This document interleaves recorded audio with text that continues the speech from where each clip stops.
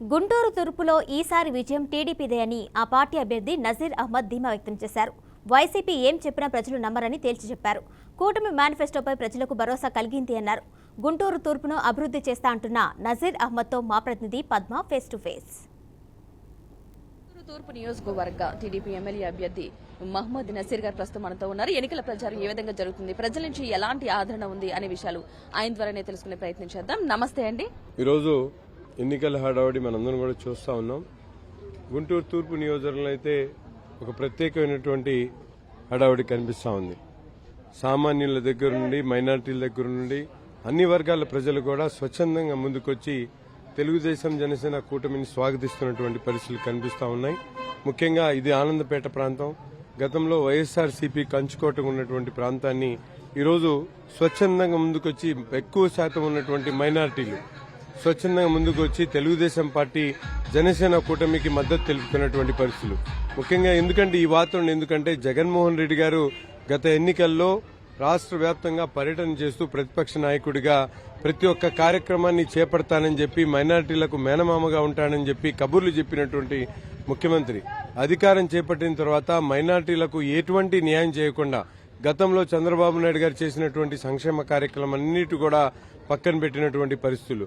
గతంలో చంద్రబాబు నాయుడు గారు ఇచ్చినటువంటి షాదీ తోఫా గాని, రంజాన్ తోఫా గాని, అలాగే మౌజన్ ఇమాములకు ఇచ్చేటువంటి పారితోషికం గాని, మైనార్టీ ఫైనాన్స్ కార్పొరేషన్ ద్వారా ఇచ్చేటువంటి రుణాలు గాని, అలాగే అనేక కార్యక్రమాలు చెప్పుకుంటా పోతే అబ్దుల్ కలాం విదేశీ విద్య పథకం గాని ఇవన్నీ కూడా నీరు గారుస్తూ ఈరోజు కేవలం మాటల ప్రభుత్వంగా జగన్మోహన్ రెడ్డి గారి ప్రభుత్వం ముందుకు సాగుతా ఉంది. మైనారిటీలకు నిజమైనటువంటి న్యాయం 2014-19లో బీజేపీతో కలిసి ఉన్నప్పటికీ కూడా అనేక సంక్షేమ కార్యక్రమాలు పెట్టి ఆనాడు మైనారిటీలను ఆదుకున్నటువంటి ప్రభుత్వం చంద్రబాబు నాయుడు గారి ప్రభుత్వం. అందుకని ఈరోజు తిరిగి ఆ నమ్మకంతో మైనారిటీలు గాని ముస్లింతో పాటు అన్ని సామాజిక వర్గాలు కూడా తప్పకుండా చంద్రబాబు నాయుడు గారి నాయకత్వాన్ని రాష్ట్రంలో కోరుకుంటా ఉన్నారు. అందులో భాగంగా నేను కూడా ప్రత్యేకంగా ప్రతి ఒక్కరితో కూడా సత్సంబంధాలు కలిగి ఇక్కడ ఉన్నటువంటి ప్రజల కష్టాలు నష్టాలు వాళ్ల సుఖ సంతోషాల గురించి పూర్తిగా అవగాహన కలిగినటువంటి వ్యక్తిగా, సొంతవాడిగా, గుంటూరోడిగా నన్ను ఆదరిస్తూ ప్రతి ఒక్కరు కూడా అభిమానిస్తా ఉన్నారు. వారి అభిమానాన్ని, చంద్రబాబు నాయుడు గారి అభిమానాన్ని కూడగట్టుకుని తప్పకుండా రాబోయేటువంటి ఎన్నికల్లో మంచి మెజార్టీతో గెలబోతానని చెప్పి నేను ఆశిస్తా ఉన్నాను. అంటే ఈ రోజు వైసీపీ నుంచి చేరికలు కూడా ఉన్నట్టున్నాయి, ఈ రోజు చేరికలు కూడా జరిగినట్టున్నాయి కదండి. దానికి సంబంధించి అదే చెప్తున్నా, బ్రహ్మాండమైనటువంటి స్పందన లభిస్తా ఉంది. వారని కాదు ఈరని కాదు, మాజీ శాసనసభ్యుడు నంబూరు సుబానీ గారు, అలాగే స్టాండింగ్ కమిటీ చైర్మన్ షౌకత్ గారు, అట్లా ఏ వర్గానికి సంబంధించినటువంటి భారత్ రెడ్డి గారు గాని, ఈ రోజు ఆ డిప్యూటీ మేయర్గా ఉన్నటువంటి బాల వజ్రబాబు గారి ఏదైతే వార్డు ఉందో ఆ వార్డు నుంచి 15 మంది ముఖ్య నాయకులు యావత్తు వైసీపీ పార్టీ ఖాళీ అయిపోయినటువంటి పరిస్థితులు. గుంటూరు తూర్పు నియోజకవర్గంలో ఈ రోజు జెండా వైసీపీ నాయకులు పెయిడ్ ఆర్టిస్టులు నడిపేటువంటి పరిస్థితికి వచ్చారు. ఇంకా 2-3 రోజుల్లో వాతావరణం మొత్తం కూడా ఎమ్మెల్యే గారు వాళ్ళ తనయురాలు ఇద్దరే మిగులుతారని చెప్పి నేను భావిస్తా ఉన్నా. టీడీపీ వైసీపీ మేనిఫెస్టోలకు సంబంధించి ఏంటి, రెండింటి మధ్య డిఫరెన్స్ ఏంటి అసలు? అది ఒక బోగస్ మేనిఫెస్టో, ఇది ఒక ఒరిజినల్ మేనిఫెస్టో. జగన్మోహన్ రెడ్డి గారు గతంలో చెప్పాడు, రాష్ట్రంలో ఉన్నటువంటి ప్రజలందరినీ కూడా నమ్మించాడు, ఇది బైబిల్ గ్రంథం ఖురాన్ అని. బైబిల్ గ్రంథం ఖురాన్ అంటే మద్యపాన నిషేధం అన్నాడు, చేశాడా? ప్రతి ఒక్కరు కూడా అమ్మఒడి ఇస్తా అన్నాడు, ఇచ్చాడా? అలాగే అనేక కార్యక్రమాలు ఒకటని కాదు ఇది కానీ కాదు. అలాగే రాష్ట్రంలో ఉన్నటువంటి రంజాన్ తోఫా ప్రతి ఒక్కరికి ఇస్తా అన్నాడు, పెళ్లి కానుక ₹1,00,000 చేస్తా అన్నాడు, ఇచ్చాడా? ఎక్కడ కూడా చెప్పినటువంటి వాగ్దానాలు కూడా పూర్తిగా నెరవేర్చలేక అతని మేనిఫెస్టోని కానీ అతన్ని కానీ నమ్మేటువంటి పరిస్థితుల్లో ప్రజలు లేరు. ఈరోజు నమ్మకం అనేది కేవలం జగన్మోహన్ రెడ్డి గారి మాటల్లో ఎవరికి కూడా లేనటువంటి పరిస్థితులు. అందుకని తప్పకుండా చెప్పనటువంటి మాటలు కూడా చేసి చూపించినటువంటి నాయకుడు చంద్రబాబు నాయుడు గారు. రాష్ట్రంలో 5 కోట్ల ఆంధ్ర రాష్ట్ర ప్రజలు ఈరోజు ఆలోచనతో ఉన్నారు కాబట్టి తప్పకుండా తెలుగుదేశం కూటమి ప్రజలు పట్టం కడతారని భావిస్తా ఉన్నాం. అంటే టీడీపీ మేనిఫెస్టోకి సంబంధించి వైసీపీ నేతలైతే మా మేనిఫెస్టోనే కాపీ కొట్టారు, మేము ఇస్తున్న సంక్షేమ పథకాలనే చెప్తున్నారు, అదే వాలంటీర్ వ్యవస్థకు సంబంధించి కూడా మేము తీసుకొచ్చిన దాన్ని కంటిన్యూ చేస్తామని చెప్తున్నారని చెప్పేసి అంటున్నారు. దీనిపై మీరేమంటారు? ముఖ్యంగా తెలుగుదేశం పార్టీ 40 సంవత్సరాల సుదీర్ఘ చరిత్ర కలిగినటువంటి పార్టీ.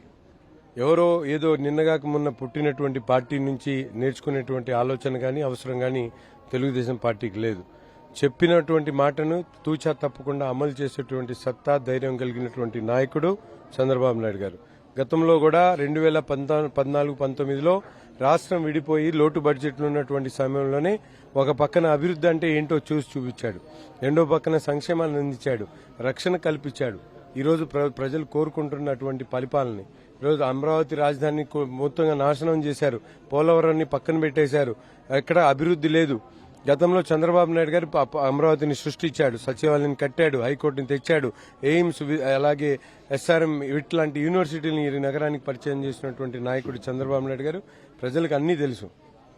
అంటే భూ హక్కు చట్టానికి సంబంధించి మీరేం చెప్తారంటే, మేము భూ హక్కు చట్టానికి సంబంధించి మేము ఒక రకంగా అంటే కూటమి అభ్యర్థులు వేరే రకంగా ప్రచారం చేస్తున్నారని చెప్పేసి అంటున్నారు కదా, దీనికి సంబంధించి మీరేమంటారు? అది చెప్తా ఉన్నాను కదా, ఒక ల్యాండ్ గ్రాబర్ గా ఈ ముఖ్యమంత్రి అందరికి పరిచయం అయ్యాడు కొత్తగా.